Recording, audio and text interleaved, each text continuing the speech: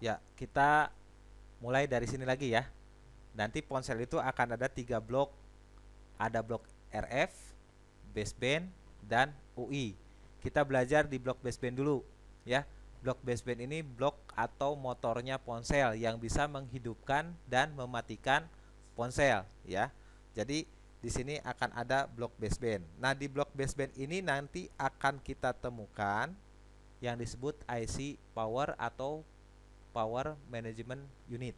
Nah, menurut skematiknya di sini adalah U1401 ya.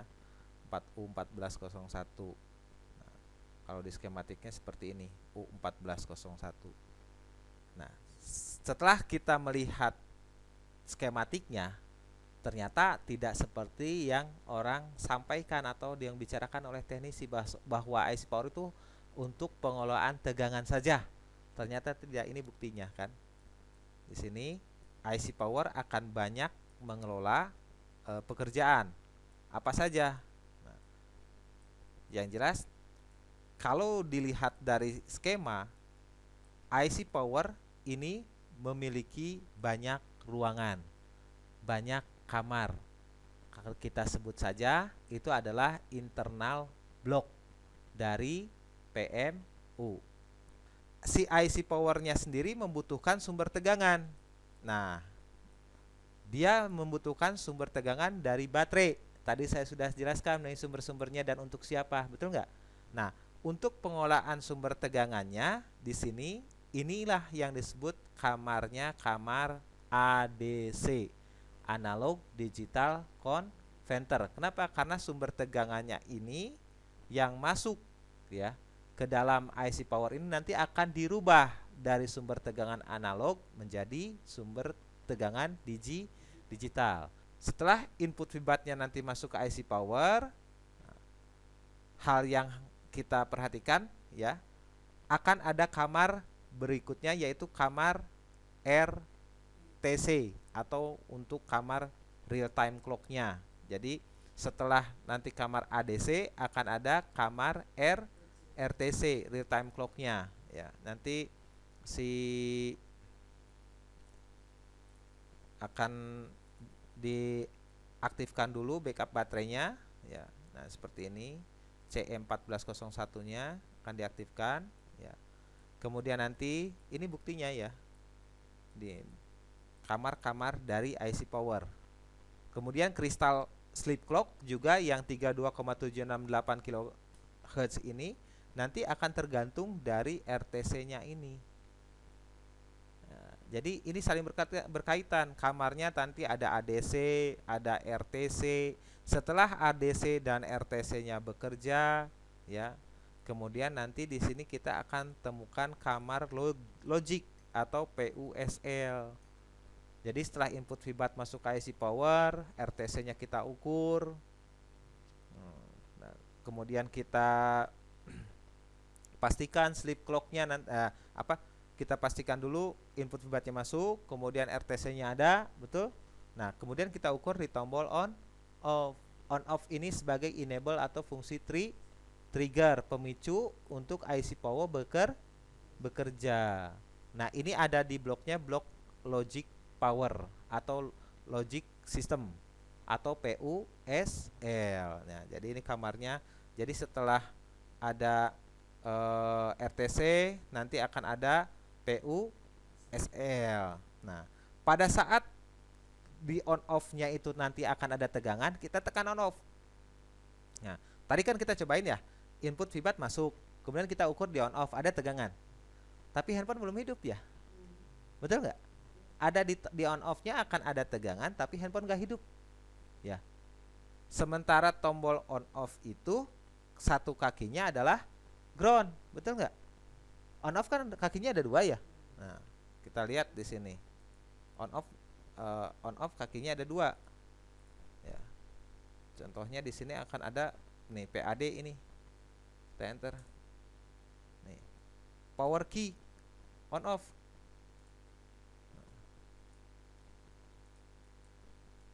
Nih, power on off ini satunya ground. Satunya ground, satunya positif yang akan menuju ke IC power tuh. Nih, power key. Masuk ke IC power. Nih, masuk ke IC power. Oke? Nih, power key. Masuk lagi ke sini. Oke? Nah, pada saat baterai masuk ke IC power, kita ukur di power key ini ada tegangan. Betul nggak? Tapi HP nggak hidup ya? Betul nggak? Kenapa ada tegangan di on off-nya tapi HP nggak hidup? Tapi setelah kita buat kaki power key-nya ini yang satu dengan yang satunya lagi ini digabungkan atau dibuat discharge ya, dikonsletkan kan, betul? Tadinya di sini akan ada tegangan 3,45 atau tadi 3,75 ya kan, tapi bukan tegangan baterai. Dikonsletkan dengan kaki ground dengan cara menekan on off itu. Jadi discharge. Dari tadinya di sini ada tegangan menjadi tidak ada tegangan. Tapi kenapa handphone jadi hidup? IC power jadi bekerja. Kan terbalik. Betul nggak? Saat di kaki on off ini ada tegangan, handphone belum bekerja. Tapi malah pada saat si on off ditekan, tegangannya menjadi discharge atau menjadi 0, perintahnya 0 gitu kan, handphone malah hidup. Nah, itu logika. Logika yang sudah diterapkan di on off namanya logika inverter, atau si IC-nya mempunyai karakter aktif low. Aktif ketika perintahnya low, 0 gitu. Jadi di on off saja IC power itu sudah mempunyai logika, sudah digital. Makanya saya bilang kalau input VBAT di sini 3,7 misalkan, diukur di on off, tombol on off ada juga 3,7, tapi beda. Di VBAT itu analog, di on off itu digital. Di on off ini sudah menggunakan gerbang logika inverter, terbalik. Nah, saya akan kasih contoh seperti ini. Ya, saya akan kasih contoh di sini. Ini on off loh. Jadi kalau ditanya, Pak, bagaimana sistem kerja on off? Ya, pasang baterai, tekan on off, begitulah. Oh, singkatnya kan begitu ya. Tapi tidak sesimpel itu. Ternyata on off aja punya sistem kerja. Nah, ini repot kalau yang belajar tidak dijelaskan mengenai on off aja nggak dijelasin gitu kan, sistem kerja on off. Nah, di sini ada yang disebut gerbang logika NOT gate atau inverter, terbalik, lambangnya seperti ini. Nah, truth table-nya, tabel kebenarannya ya. Nah, punya lambang seperti ini. Kalau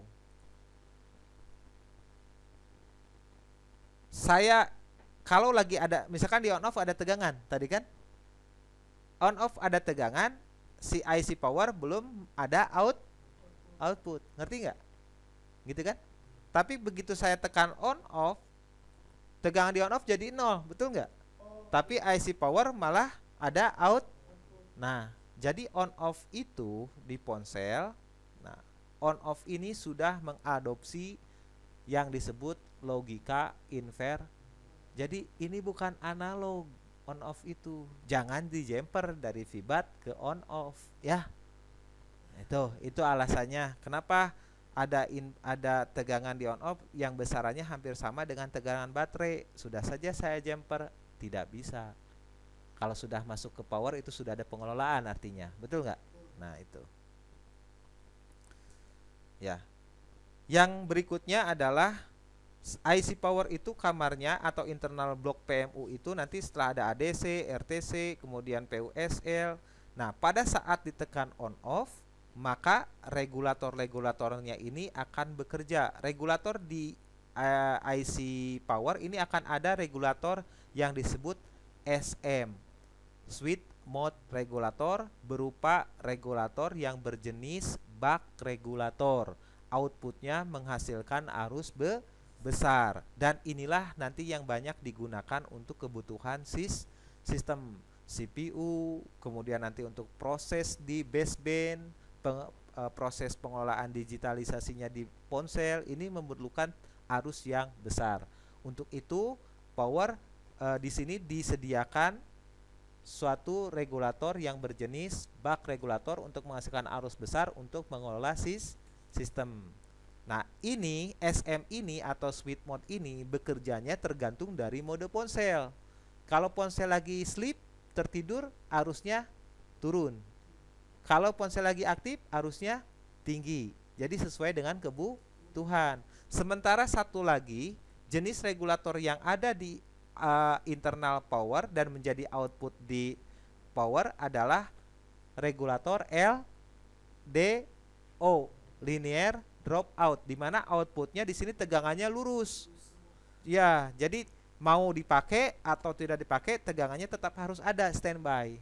Contohnya untuk LCD, ya, untuk touchscreen, kemudian untuk SIM, untuk yang lainnya, di posisinya tegangannya mau aktif mau tidak, tegangannya harus standby dan lurus konstan, dengan disebut LDO itu linear, itu artinya lurus dan arusnya tetap konstan.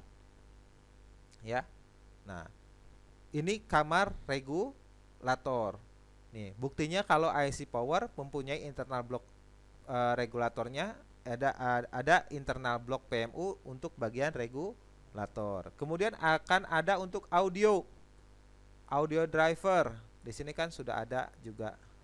Ada untuk pengolahan audio, kemudian mic bias, ya kan, untuk pengolahan mic, kemudian speaker audio, ya. Jadi power juga sudah bisa mengelola audio.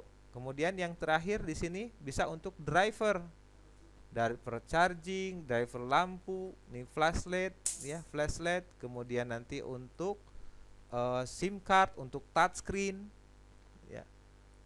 Nah, inilah buktinya power management unit. Ya, di sini untuk SIM card juga. Inilah buktinya power management unit ini bukan hanya untuk mengelola tegangan atau mendistribusikan tegangan saja, tapi power management unit atau IC power di ponsel itu mempunyai multifungsi. Ya, jangan asal dengar kabar informasi kalau IC power ini hanya untuk pengolah tegangan, tidak begitu. Di dalam internal power itu akan banyak blok yang menentukan fungsi power. Oke? Ya. Ada pertanyaan? Kalau semuanya short, fungsinya itu gimana? Shortnya lihat dulu. Nanti di power itu kan ada short di jalur input sebelum IC power bekerja, ada juga short yang setelah IC power bekerja. Saya tanyakan itu, shortnya short yang mana dulu? Short di input sebelum IC power bekerja atau short di output power setelah power bekerja, ya, output. Nah, contohnya misalkan jalur preprog PMU ini yang bermasalah karena dia arusnya besar, misalkan dia rusak, dia short, otomatis handphone mati dong, karena CPU butuh tegangan prosesor kan. Nah, bagaimana cara penanganannya? Apakah IC powernya ini yang bermasalah atau output dari power yang akan menuju ke komponen lainnya yang bermasalah? Caranya gampang. L-nya ini kita angkat dulu atau kita geser sedikit, betul? Nah, kemudian pakai avometer yang bunyi continuity, kalau disambungkan tit sekali bunyinya, jangan dua kali, ya. Nah, satu kakinya ke ground yang probe hitam atau common, ya, komnya yang probe hitam ke ground, yang satunya lagi ke tempat L yang di sini. Ada bunyi tit apa tidak? Kalau tit, ya berarti yang bermasalah IC, ngerti kan? Karena sumbernya yang bermasalah. Tapi kalau misalkan kita ini kan sudah diangkat, ada kaki lagi, satunya lagi, kita cobain ke sini, tit, berarti tujuan yang bermasalah. Nah, ini kita bisa cek di sini dengan menggunakan MBR atau microbrake regulator yang sudah dibuat. Kita suntikan tegangan di sini. Nanti kita lihat siapa komponen yang panas atau berasap nanti. Ada nanti. Kalau komponen yang rusak pakai MBR ya short, langsung berasap. Ngerti nggak? Nanti konslet itu ada dua. Sebelum IC power bekerja, itu berarti nanti jalur input VBAT yang menuju IC power itu harus diperiksa. Input VBAT aja pokoknya. Kan tadi saya sudah jelaskan, input VBAT itu kan ada yang ke power, ke UI, kemana-mana, betul nggak? Nah, kalau konslet setelah IC power itu lebih mudah lagi sebetulnya. Iya, lebih mudah. Oh, tinggal tujuan. Iya, tinggal tujuan, betul. Nah, itu yang saya maksud. Itu yang diperiksa sebelum misalnya proses juga belum udah Ya, kalau input VBAT sebelum ada apa-apa sudah short duluan, itu berarti kita harus ngobok-ngobok berapa kamar, ya, itu kan? Nah itu, jadi maksudnya kenapa dibuat begitu? Ya, kenapa saya harus jelaskan ini karena supaya nanti teknisi tidak lagi memberikan harga yang murah pada saat nanti pengerjaan ada short di input VBAT, kecuali kalau punya alatnya, terserah, ya.